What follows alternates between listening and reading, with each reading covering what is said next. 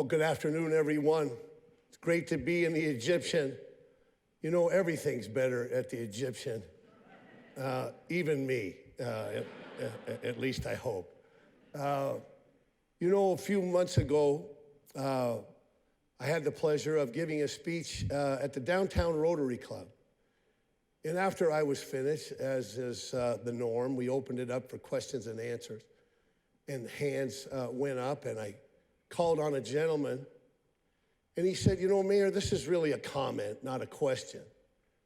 He said, but when I die, if I'm lucky enough to have the chance to go to heaven, and the good Lord meets me at the gate, and he says to me, would you rather go to heaven, or would you rather go back to Boise? And he said, I swear to God, Mayor, I choose to go back to Boise. That's how much I love this city. It's a true story. I have 60 or 70 witnesses that will confirm it. You know, it reminds me of something my mom might have said. She was born and raised here in Boise. My father was from Minnesota. They met and married here.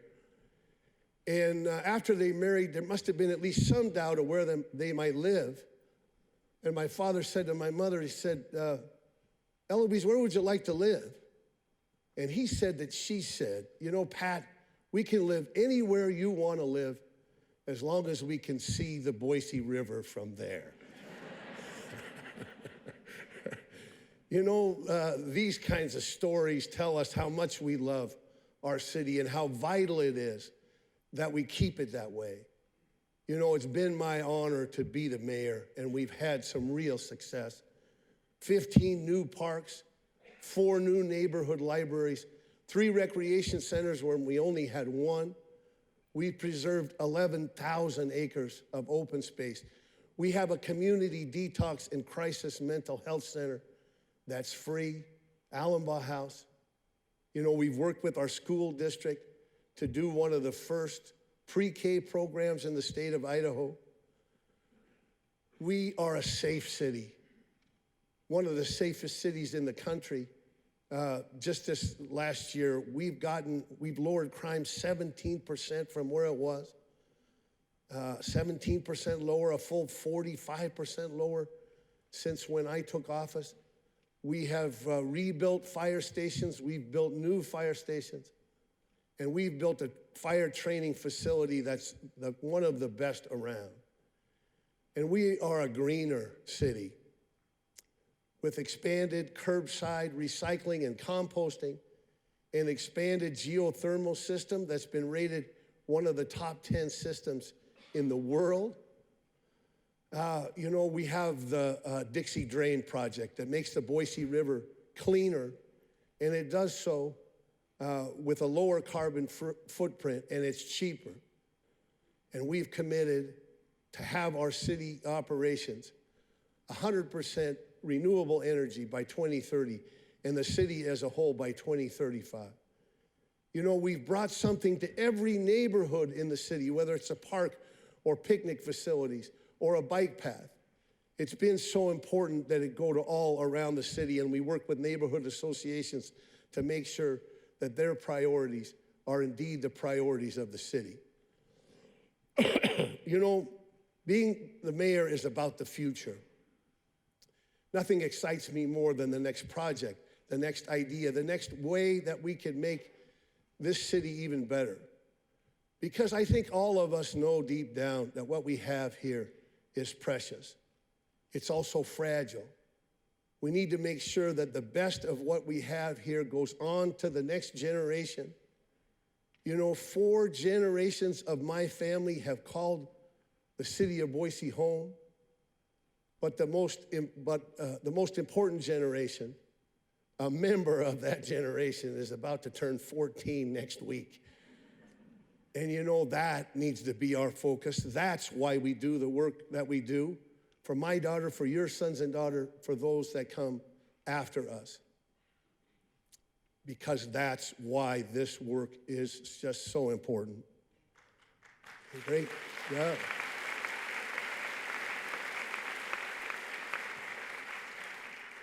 You know, today I want to talk about the challenges that we face. Some of the challenges that we have are indeed due to the success that we have. And other challenges have their origin outside the city. But you know, we'll have success with the same work and the same spirit that led us to this place right now. But first, and I know John already did this, but I want to do it again. Let's give it up for Elin Jewell. Isn't she terrific?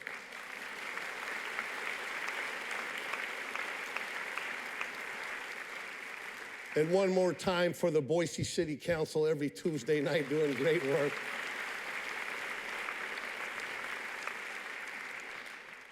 You know, my Rotarian friend, my mom, and all of us, I think we really know that there's something special going on here. But you know, there are 4 characteristics, I think, that have really led to our success and are gonna lead to our success in the future. And I wanna talk about those 4. The first is safety, always our highest priority.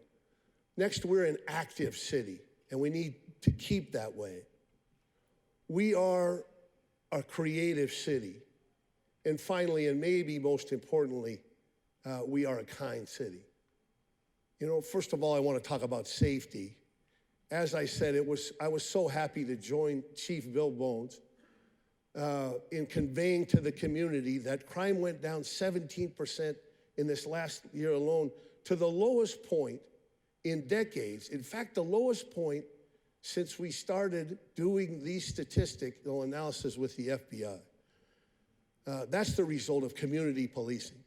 And that's the result of our citizens all being actively engaged in crime prevention. But it isn't only in Boise that we're having success across the valley. The Treasure Valley Partnership, back at least a decade ago, we banded together, especially the mayor of Nampa and Caldwell, the mayors of Nampa and Caldwell, and we said, how can we push back against gang crime in our valley, because it doesn't know jurisdictional boundaries. And we got together through the partnership and we funded a special United States attorney to prosecute gang crimes.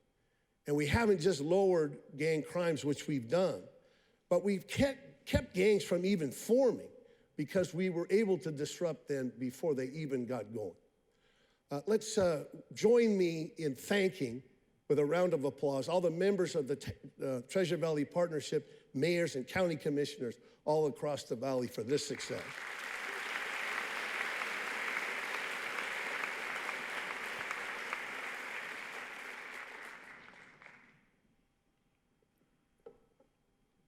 That's the kind of effort we're going to need to push hard against opioid addiction. So what have we done? We've got together again through the Treasure Valley Partnership and engaged law enforcement and healthcare and nonprofits and cities and counties to make sure that we can do all we can. First of all, people with an opioid problem are best served not in the criminal justice system, but in treatment. That's what our emphasis has been, to work with the healthcare community, not to overprescribe opioids. It's so important that we engage that part of it and hold pharmaceutical companies responsible. That's why the City of Boise joined a lawsuit against them. All of these activities are going to help us beat back the scourge of opioids. It's been a problem in so many cities. We're going to counter it here so that it doesn't get that kind of traction, not in Boise and not in the whole valley.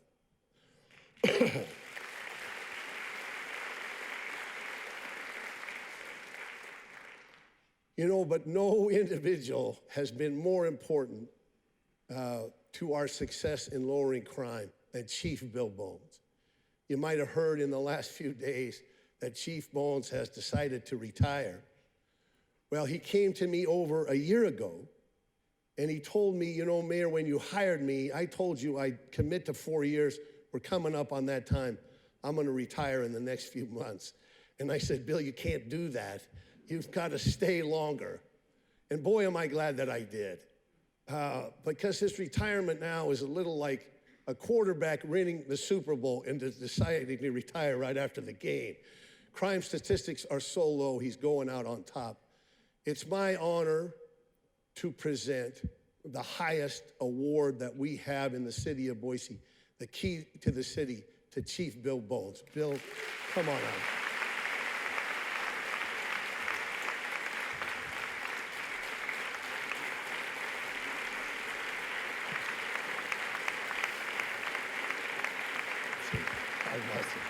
Oh, my, I'm glad it worked out on this. I'm glad it worked out on this. Yes. You know.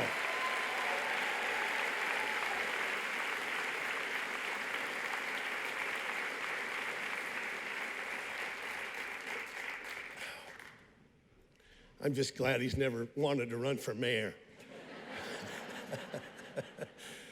You know, on top of this, our former chief, Chief Mike Masterson, while we're going out and searching for a new chief, he's agreed to be our interim chief. And Mike Masterson knows a thing or two about lowering crime. Please recognize and thank Mike Masterson for stepping up to be interim chief. Right over there.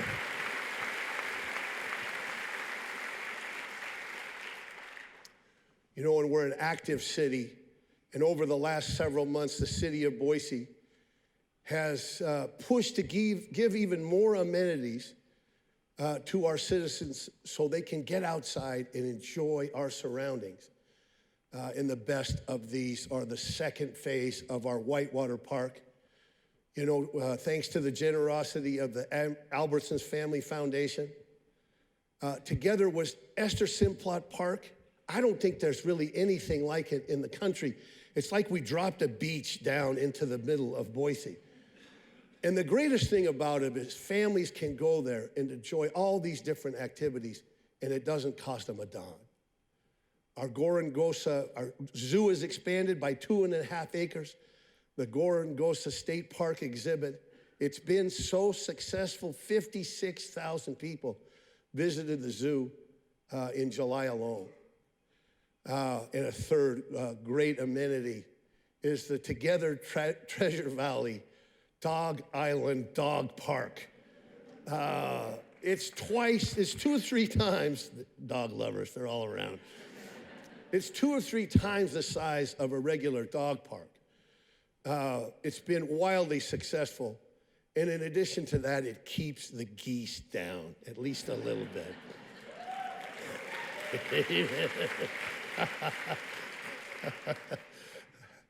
But you know, we've reached an important milestone. This year, we're celebrating the 50th anniversary of the Greenbelt.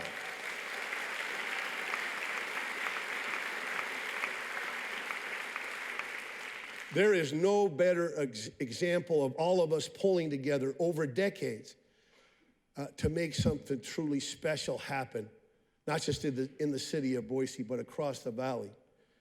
You'll have a chance to celebrate with us. You can come back here tomorrow for a retrospective on the Greenbelt, but there are events all through the rest of the week. And you know, come out and celebrate.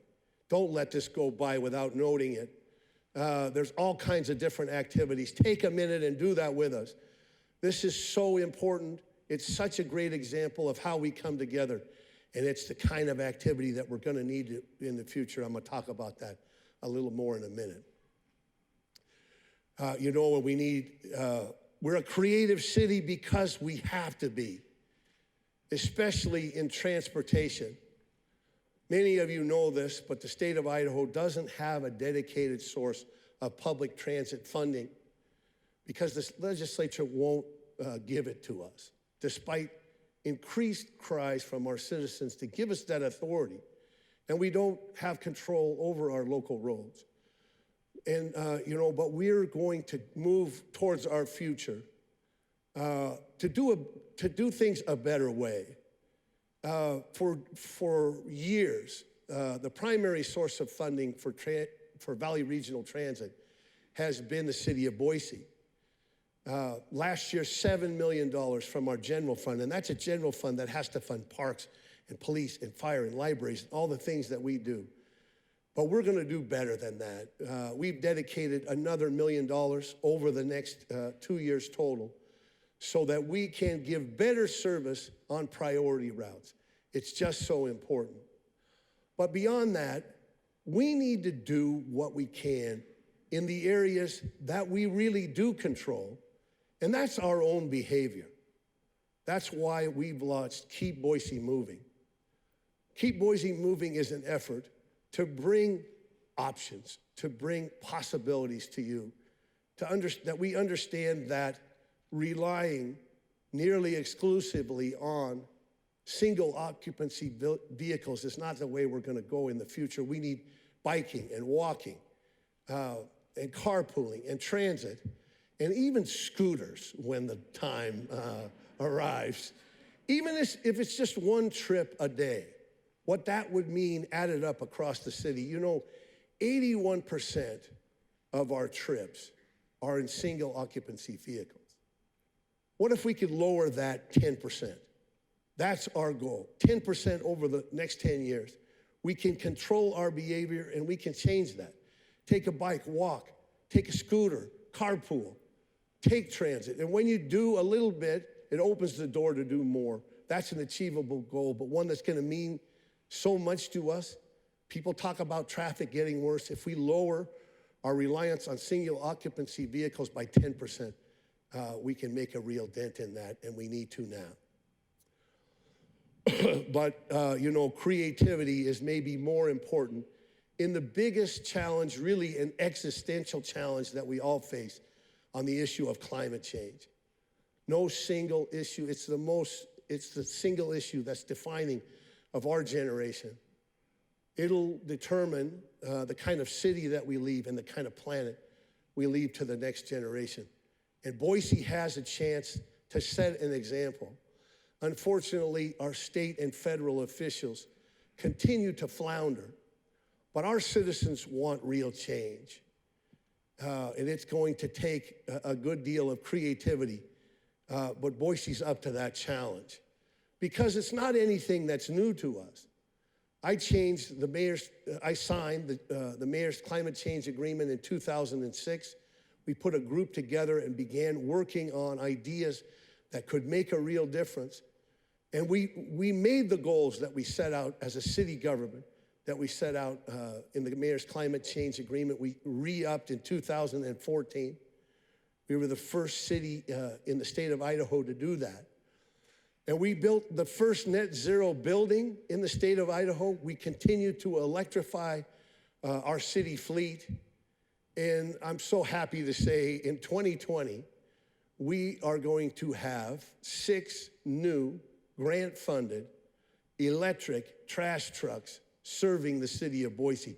If we can do electrics in buses and solid waste trucks and our own cars and city fleets, we can make a real difference in this. But you know, and as I've said, we have committed to the city government being 100% renewable energy by 2030 and the city as a whole by 2035. You know, city council meetings are not known to be particularly joyous events. If you've had a chance to go to one, you probably know that that's true. But we committed to the goal of 100% clean energy by 2035. We got a standing ovation. You know, our citizens are ready to do this, and we need to lead. And here's how we do more.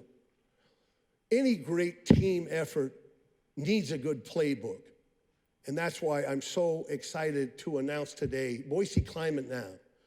Boise Climate Now is a program that'll talk about past successes, but more importantly, engage our individual citizens and businesses to see how do we do better right here, right now in Boise. It'll be a beacon of leadership on this issue, and it'll be a way that we know that we're doing all we can to set up the future to succeed. On top of that, many of you know about the Boise watershed, where our dedicated educators, they enlighten something like 20,000 people a year on how important it is to manage water. But I'm proposing that we repurpose the Boise watershed to address climate change as well, that we repurpose and rename it the Boise Climate and Water Science Center. It really is an important change in the program, an important change where those tens of thousands of people will not just find out about water. Water and climate change are intertwined, but they'll understand what we can do in Boise to really make something happen. And those tens of thousands of people, the majority of them are students.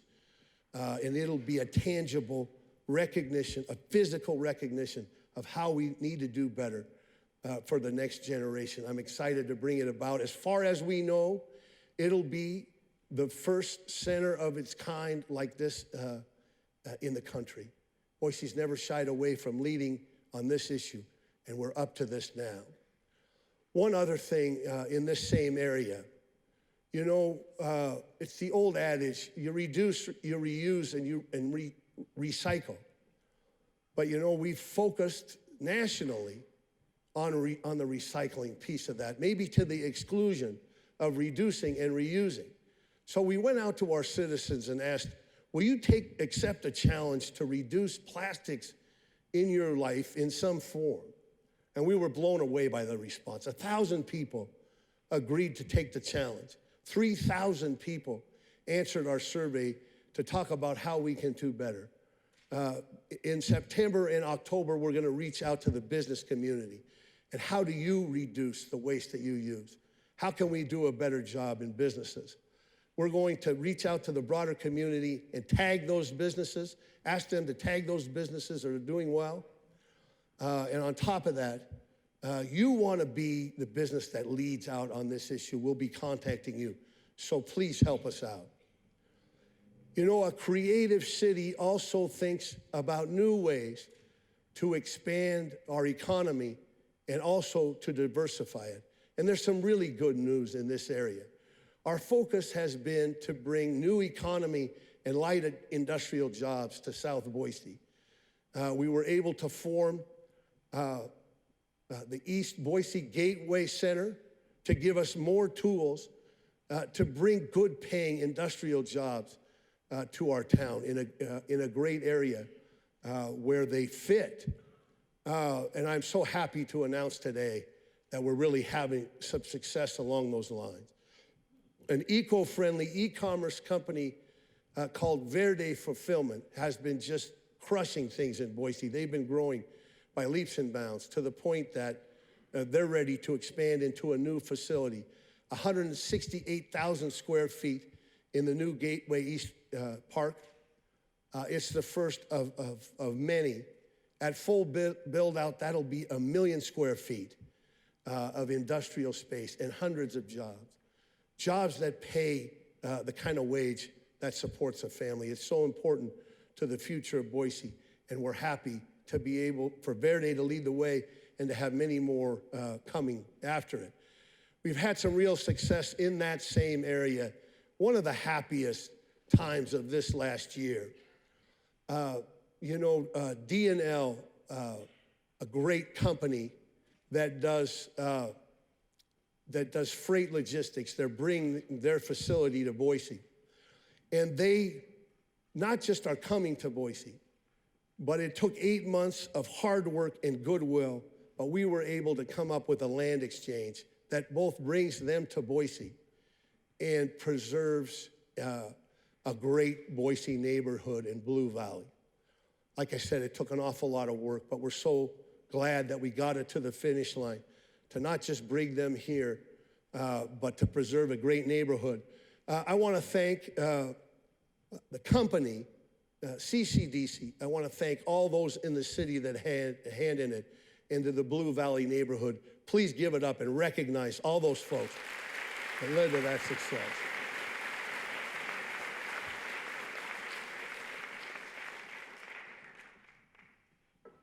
But you know, we're having success all over town. One of the important pieces of economic development is venture capital. I'm so glad that we were able to attract a new venture capital company with $50 million of venture capital to bring to Boise startups and those beyond.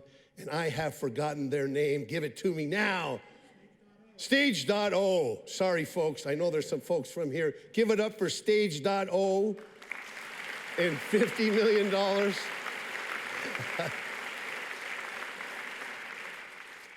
And one other important bit of good news.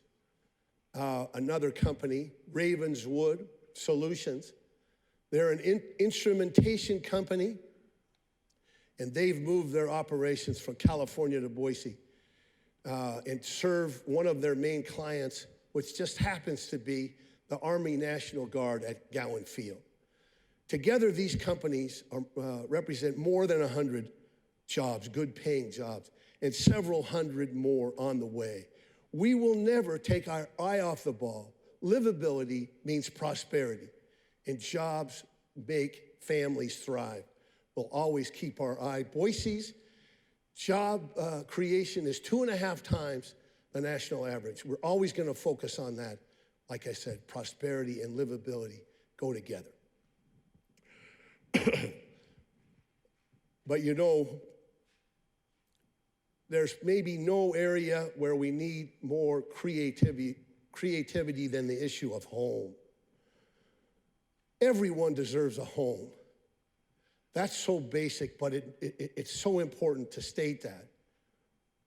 That's our civic duty. That's our city commitment. Wouldn't it be nice to know that everyone would go to bed tonight in Boise with a safe and secure place to stay? That has to be our commitment, whether a teacher or a daycare worker or somebody experiencing homelessness. There's just nothing more fundamental than a home.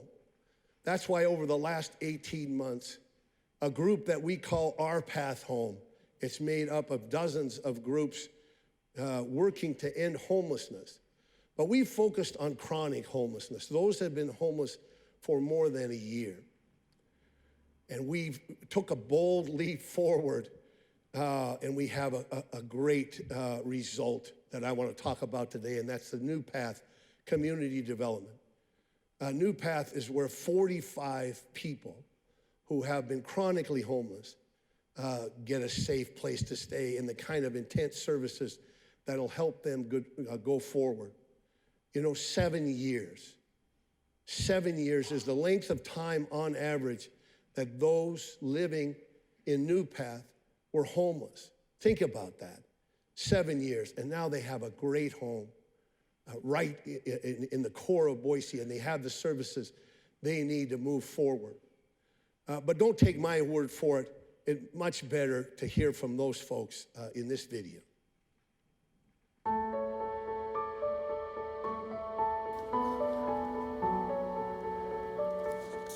Yeah. Hi, yay. Thank you. Hey, Jimmy, that's me.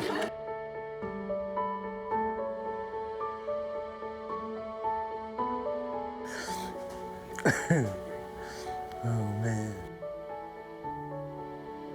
It's hard enough when you're homeless already to be pushed away and tried to be corralled into this little corner. You know, that's the great thing about New Path. I'm most grateful for the air conditioning. That's been great. That, and when I first got in, though, the heat, that I was like, I'm not cold this winter. I am not cold this winter. I have a stable address. People don't understand. This is important. There's a million things that you really can't do that you won't discover until it's time to do it. Housing is the first step. It is huge. If I can speak from personal experience, somebody who has experienced homelessness themselves, it is a necessity for recovery to move ahead, to have a safe environment. Home to me now means, the first word that comes to mind is safety. True health and well-being for an individual or a family really begins at home.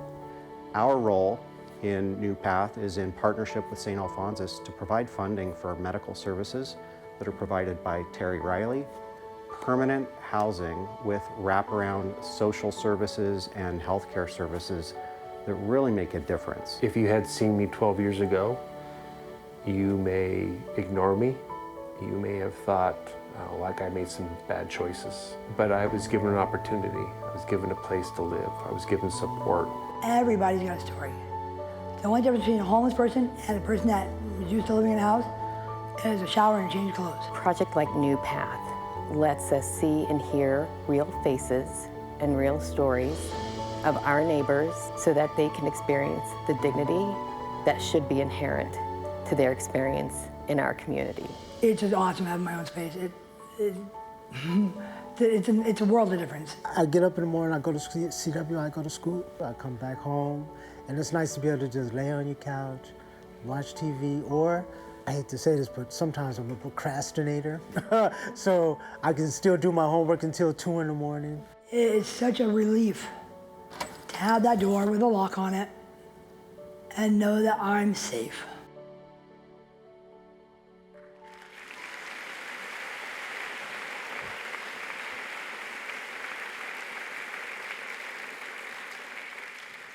They did it really quickly, but all the partners, St. Luke's, city, county, state, housing authority, Terry Riley, all those groups pitched in to make that happen. And the success of New Path has led us to break ground on a second development for veterans experiencing homelessness. 26 veterans will have a home in Valor Point based on this same model. Not only will they have a safe place to stay, but through the VA, they'll get the kind of services that will help move them forward. We owe our veterans so much, but fundamentally, we owe them at home, and we're gonna make a big dent in doing that. But you know, almost like always, we gotta do more. Later on today, a child will wait in line to get into a shelter. Tomorrow morning, she and her mother will wake up and go out and try to find gainful employment and a sense of belonging. What we need to do now is turn to those children and families and make sure that they have a home. You know, there are 166 families that need a home in our community. And while one is too many, isn't 166 a number that we can address? Isn't that a doable thing? We want to turn our attention, along with Ada County, who's agreed to pitch in and do it, and all the 30 partners of Our Path Home, turn now to focus on family homelessness. 166 mothers and fathers and children. Can't we find them at home? Can't we be the first city in America to work to end family homelessness? People say, be careful of saying end it, and I understand that. We can't snap our fingers and end family homelessness, but we can work towards a goal of eliminating it. And that ought to be what we all do, a home. It's so basic, but it's what we need to do. You know, it costs $6,000 to end homelessness for a family, $6,000. $6,000 is the difference between a child sleeping in a shelter or having their own bed at night. And the kind of supportive services that are gonna help that family get out of homelessness. We know statistically 90% of those 166 families are homeless for the first time. They are not chronically homeless. Can't we do this? Can't we bound together? I'm enlisting all of you, all the people on Our Path Home. We're gonna start next week. That's going to be our focus. I really believe Boise has given all of us a home. Can't we find a way to find a home for those 166 families? I know that we can. Let's start now. I'm enlisting your help.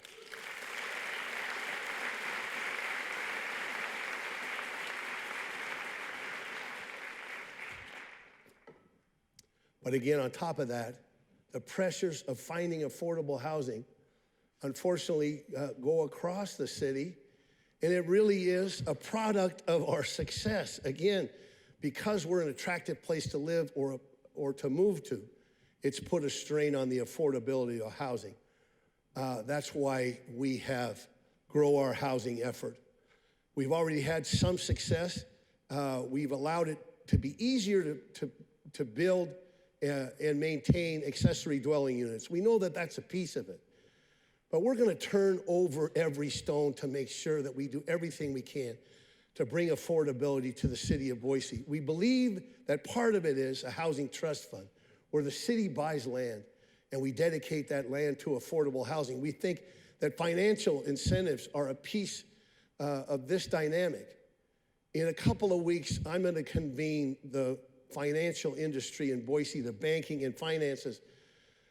Many of you are here today. We're going to convene and get together. How do we leverage all our resources to do better?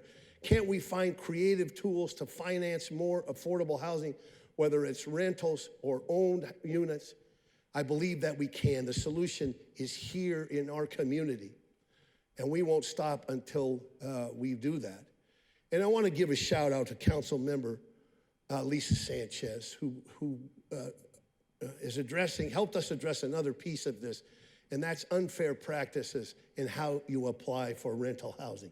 Every little bit of this makes a difference. We're going to do everything we can to make sure there's affordability. Finally, ladies and gentlemen, the characteristic that's been so important to Boise is kindness. It's something near and dear to me and to all of us.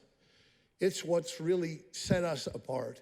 I can't tell you how many times, I lost count of how many times people that are come to Boise in the last couple of years or just visiting, and they say, gosh, there's just something about this place. People are welcoming and kind, and you just don't see that every other place. In fact, you might have seen somebody that came to town whose name you're gonna likely recognize. He came about a month ago, and his name is Garth Brooks. And he had something to say about Boise's kindness. I'm gonna paraphrase a little, part of the quote is up here. You know, he said, why this place is so popular, it's because of the way we treat each other. You don't see that everywhere. It's the culture that we have in Boise. He says back home, you greet someone and maybe they'll just keep on walking. But here in Boise, somebody says, hey, how you doing? And that is really neat. You know, Garth, it is really neat. And our new president, Marlene Trump, it seems she came to Boise and was thinking about whether to accept the job or not. And she saw a bumper sticker that said, keep Boise kind. And it was one of the things that helped her make her decision to come here. This is how we attract the right kind of people to Boise. Excuse me, that's why last year at this speech, we launched Boise Kind. I've never had anything that the city's working on generate more enthusiasm than this. People have come up to me, how can I help? What can I do? How can I get involved? But it's best seen in this video, so have a look. The way people treat each other here is not going on everywhere. They let you into traffic and then you share a wave. They say hello to you. They look out for their neighbors. The community here as a whole is just nothing but awesome people that are willing to help each other. When I first said that I was coming here, just a lot of people reached out to me and said, oh, Jalen, if you need a meal or something, we're here for you. If you need a church home, I mean, it was just like an open arms. I mean, I've never felt like that anywhere else. When I think about Boise kindness, I think about how we treat everyone, and I mean everyone, with kindness. So how we treat people matters, and being kind costs us nothing, but it can have such a meaningful impact on someone. So I see it really as a core value for the city of Boise. I just get a little overwhelmed just seeing so many people. Give it up for Boise Kind. Thank you all for coming. We're out here pulling goat heads, which is a noxious vine. Cut it off and remove it and stick it in your bag.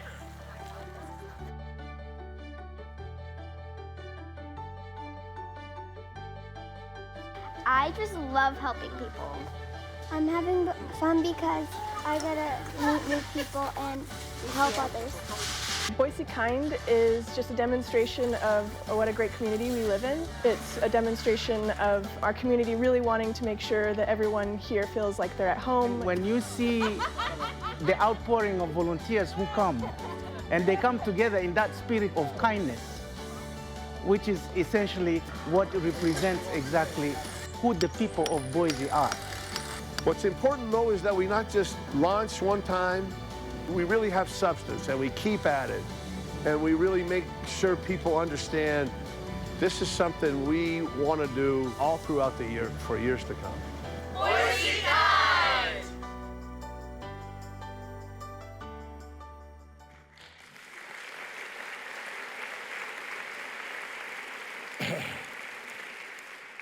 You know, we've got some real momentum, and now our focus is going to be to bring real expertise to town and talk about and how do we counter the loneliness, the detachment that too many people feel in our communities now. We're so engaged virtually, but unfortunately that seems to have the effect to make us less engaged communally. And people are ready to dig in. I had a woman just last week, a group from a senior development in town came to visit about a host of issues. But she said, what can we do to help Boise Kind?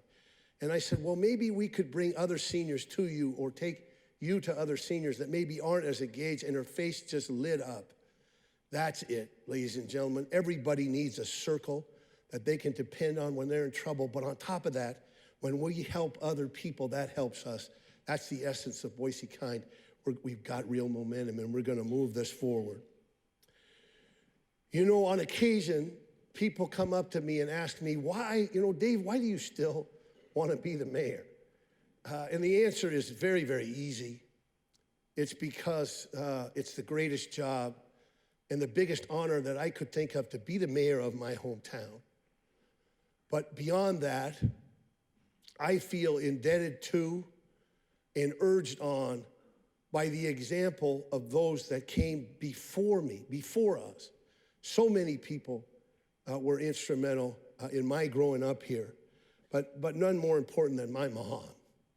You know, she was born and raised in Boise. She lived a Boise life. And it wasn't just because she said, I don't want to live anywhere where I couldn't see the Boise River, because that wasn't actually true. But what was true is she set the highest standards. When I think of my mom, I think of Boise. When I think of Boise, I think of my mom. Isn't that the way you are with the great people in your life? The people that have meant so much to you, they probably take you back to some place, even if it isn't this place. Isn't that the best of Boise? Isn't that the best of all of us? She gave us all a sense that a life well lived is lived for other people. That's the best of us. That's what it means to be a Boisean. She epitomized that more, but you know, her example says to me there's more to do. We've got to stay with this. So, you know, on the 50th anniversary of the Greenbelt, can't we channel that community effort, that unbelievable community effort, to new goals? And one of those goals, shouldn't that be to give a home to every family in Boise? Shouldn't that be to do all we can to counter climate change so that we leave it better off for the next generation? Shouldn't that also be undermined, be rooted in kindness? Shouldn't that instruct everything that we do? You know, we live in contentious times, ladies and gentlemen. Some of the toughest, meanest times that I've seen nationally. But you know, Boise has always been able to come together and overcome the differences that we have in our community. You know, don't we all feel better when we're part of something bigger than ourselves? Isn't this really some place that isn't like every other place? And you know, if we have success, my Rotarian friend, we're gonna have more situations like that. Well, people will choose Boise over heaven. But if we do really well, you might not know the difference. Thank you very much, ladies and gentlemen.